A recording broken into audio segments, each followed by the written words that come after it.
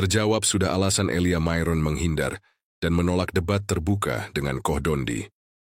Dalam sebuah perbincangan bersama Andre Tunggal, Elia Myron secara terang-terangan mengungkapkan kekhawatirannya. Ia merasa takut jika terjadi sesuatu yang buruk saat berdiskusi secara langsung. Sikap ini tentu menimbulkan banyak tanda tanya. Apakah ini bentuk suudzon sebelum mencoba? Ataukah ini pertanda bahwa ia benar-benar takut untuk membuktikan kebenaran yang selama ini ia suarakan? Tak hanya itu, demi menghindari ajakan debat dari Koh Dondi, Elia bahkan sampai mengganti nomor ponselnya agar tak bisa lagi dihubungi. Sungguh aksi yang menggelitik sekaligus menyedihkan, mengingat Elia Myron selama ini dikenal vokal dan lantang. Tapi saat ajakan dialog nyata datang, justru menghilang tanpa jejak. Lantas seperti apa sebenarnya pengakuan jujur dari Elia Myron? Benarkah ini alasan sesungguhnya, atau hanya dalih untuk menutupi ketakutan? Simak selengkapnya dalam video ini. Bersama dengan saya ada seorang yang pada beberapa waktu yang lalu sempat menjadi viral, ramai. Bukan karena dia pengen, harusnya sih begitu. Tetapi menjadi ramai karena umat negara berflower, negara Konoha ini langsung tiba-tiba seperti terpantik reaksinya, emosinya karena ada seorang anak muda yang kok tiba-tiba sangat berani membicarakan tentang imannya. Dan ketika dia membicarakan imannya, dia sedang membicarakan di tengah-tengah gempuran berbagai macam narasi-narasi palsu yang muncul atas nama agama yang merendahkan kekristenan atau menyerang kekristenan.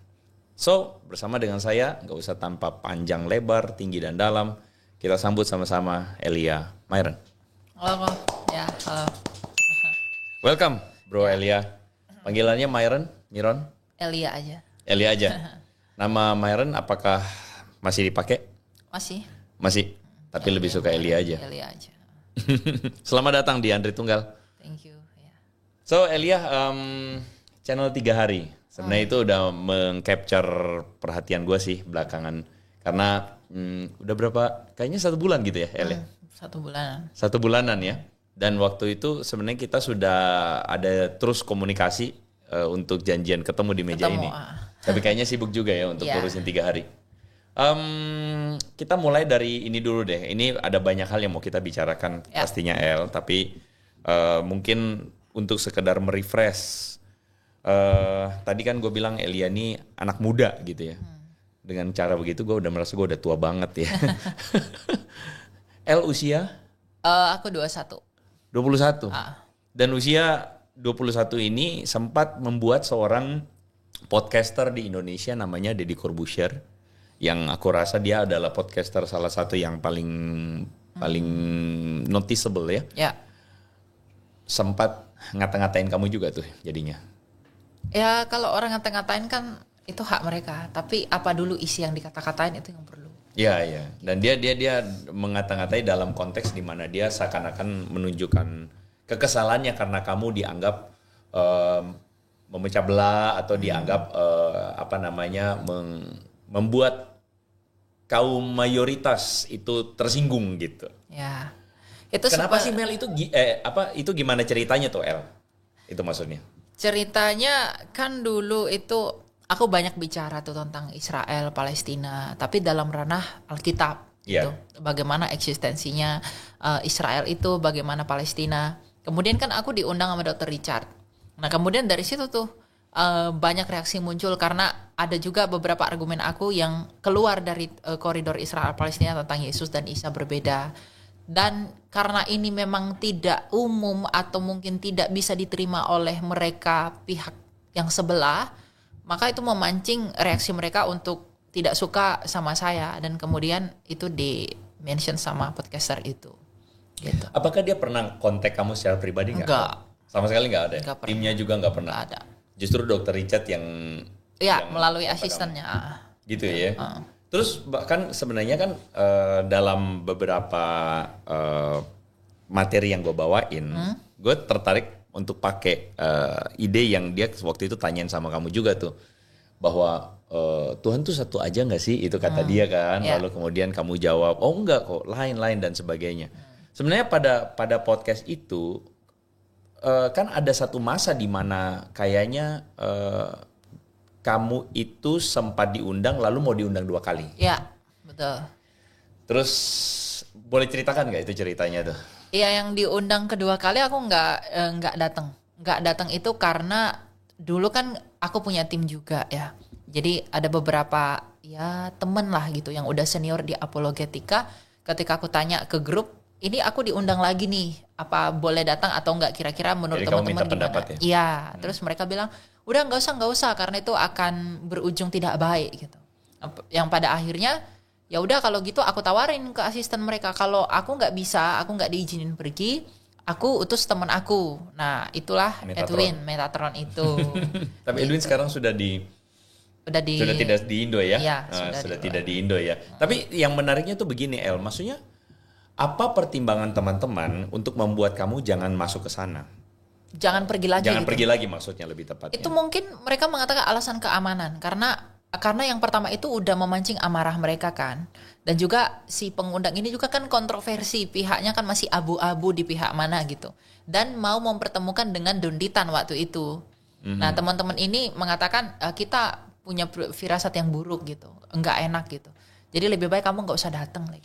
Kenapa ya sampai ini aku menempatkan diri sebagai orang yang agak polos-polos sedikit ya. Kenapa ya sampai kita punya firasat kayak gitu ya, El? Ya karena emang citra mereka itu kebanyakan demikian. Apa tuh citranya, El? Ya yang buruk itu. Karena ya kita lihatlah tanpa menafikan sesuatu yang terjadi. Memang ya kita yang minoritas ini ya teraniaya oleh yang katanya oknum, tapi sebenarnya banyak gitu loh. Jadi waktu itu sebenarnya dari pihak Donditan sama kamu ada komunikasi nggak? Enggak ada, cuma waktu itu Felix Yao ada chat aku untuk apa gitu, untuk ngobrol gitu, tapi aku enggak gubris. Oh, Felix Yao. Chat pribadi langsung? Pribadi, ke akun sosial media. Bukan, gitu ya? ke WA aku waktu itu. Oh, iya? Karena WA aku mungkin dikasih sama Dr. Richard, mungkin dia kasih ke Felix, enggak tahu. Udah disebar begitu ya.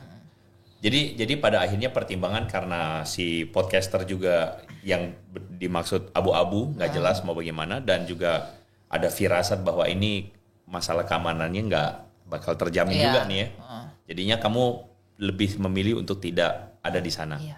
Aku sih pengen pergi, cuma karena waktu itu tim ini kan udah mulai hektik nih, mau diamanin gitu kan waktu itu.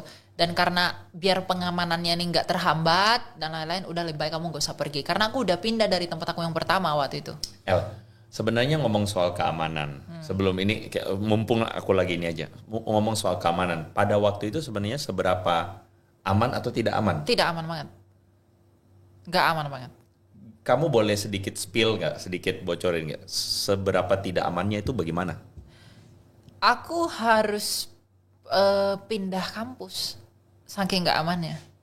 Dan bahkan teman-teman di lingkungan aku pun itu mengatakan kamu nggak aman gitu. Dan memang Tuhan itu dalam kasih karunia-Nya baik ya. Dia tunjukin orang-orang yang memang mau membantu, dalam artian menunjukkan kita harus kemana-kemana, kita harus dibimbing pada saatnya gitu. Jadi memang Tuhan. Ya waktunya tepat dan memang nggak aman. Kalau sampai waktu itu sempat nggak langsung, Tuhan itu tidak tolong, ya mungkin aku nggak ada di sini gitu. Mungkin lain ceritanya juga. Ya lain ceritanya gitu.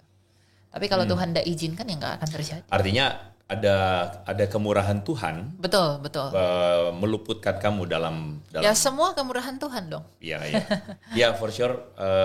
Karena kenapa aku bilang begitu? Karena bagi teman-teman yang lain ada sebagian yang kena juga kan ya. Sebagian yang keciduk, sebagian yang dipersekusi, dan itu kan artinya apakah berarti Tuhan tidak bermurah hati? Bukan. Tapi pada konteks mereka ya ada izin Tuhan. Ada maksudnya. Ada izin Tuhan di situ. Dan bagi kamu ada bagaimana Tuhan bekerja dan meluputkan kamu dari masalah-masalah genting itu. Iya. Kamu sampai sempat ganti nomor, ganti apa gitu, El? Iya, nomor yang dipakai untuk Dr. Richard itu udah nggak dipakai lagi sampai sekarang. 2 kali kalau nggak salah gue ganti nomor. Setelah itu. Diteror nggak? Ada yang dari pihak mereka yang ngechat. Ya, bukan voice note, tapi di telepon gitu. Terus aku nggak angkat karena aku lihat namanya tuh nama yang ciri khas. Iya, ciri khas. Jadi aku kelompok cinta damai lah gitu ya. Ciri khas kelompok cinta damai. Aku akhirnya blokir, tapi tetap aja yang namanya nomor ada tuh kesebarkan udah ini bisa diakses siapapun kan. Ya udah aku ganti aja. Di-hack nggak kamu? Di-hack sih enggak. Dari perbincangan tersebut, Elia Myron bahkan mengakui sebuah hal yang cukup mengagetkan, bahwa mungkin saja ia tidak akan bisa duduk bersama Andre Tunggal saat ini, jika ia memaksakan diri hadir dalam undangan diskusi itu. Pernyataan ini menyiratkan sesuatu yang lebih dalam. Apakah ia merasa terancam? Ataukah itu bentuk kekhawatiran yang berlebihan? Semacam ketakutan yang membutakan langkah sebelum berani mencari kebenaran. Dalam konteks ini, kita dihadapkan pada dilema antara keberanian menghadapi dialog terbuka dan rasa takut yang mungkin dibungkus oleh prasangka.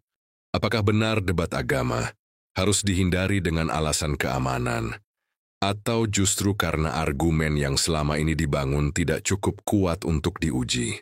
Bagaimana menurut Anda? Apakah alasan Elia Myron cukup bisa dimaklumi? Atau justru menimbulkan keraguan terhadap integritas dari apa yang selama ini ia suarakan? Tulis pendapat kalian di kolom komentar, karena dari dialog yang jujur dan terbuka, kita bisa melihat siapa yang sungguh-sungguh mencari kebenaran, dan siapa yang hanya berani bicara di balik layar